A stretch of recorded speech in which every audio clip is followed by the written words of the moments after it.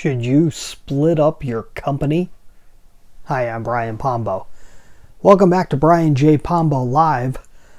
This news came out just recently, just Friday, that Johnson & Johnson is splitting up its company into two publicly traded companies.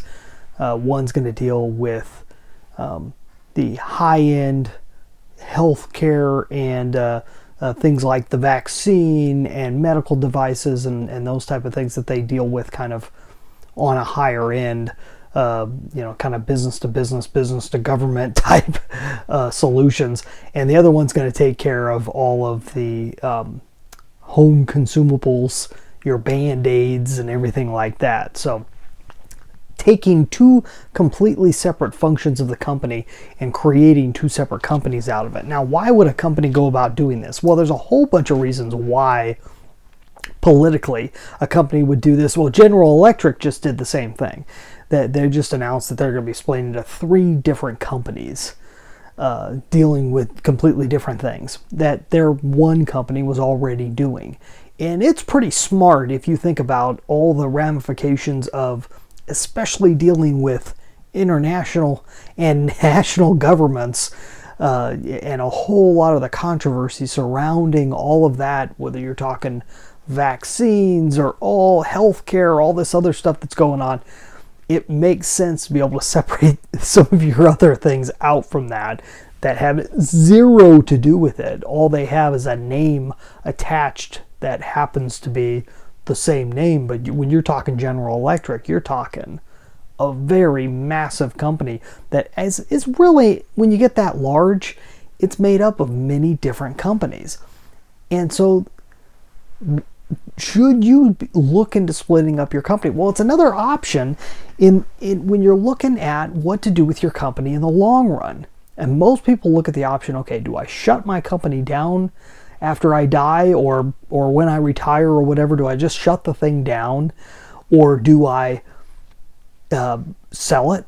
Those are the two main options that most people look for. Sometimes people look for passing it on, especially ownership, that you may have management worked out, but succession in terms of ownership you may pass on to children and so forth.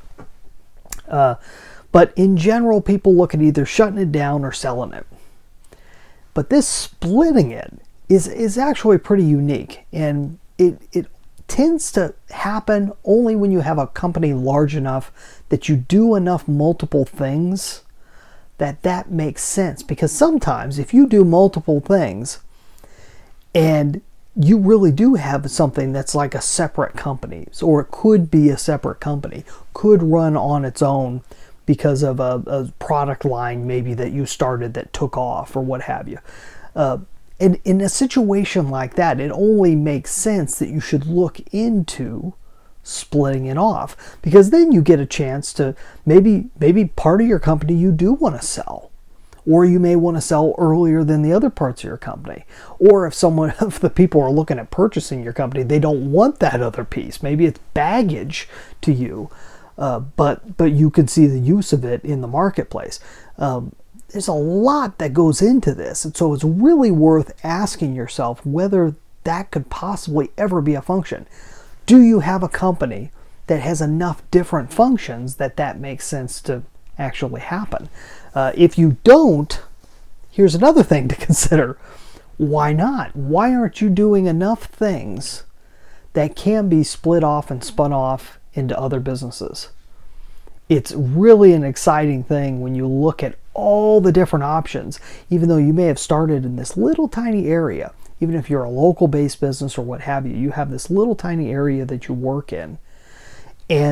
But if you start looking at the big broad world of everything that's connected to that, and when you're talking about information based businesses and everything else, just off of that one little tiny area, you really can create not only multiple forms of income coming in the short run, but you could create separate empires that can be spun off, sold, and handled in a million different ways. So I just like the fact that this is out in public, because it gives us a chance to start talking about and thinking about things that you may not have thought about before when it comes to your business. As a business investor, I have to drive people to start thinking about this long before they need to think about it, long before they get into a situation where they need to sell or need to get rid of or are just done with their business. So hopefully that makes sense to you. If you're looking for ways to really diversify and to make your business one of those that might be able to be split off, go check out my book, 9 Ways to Amazon-Proof Your Business.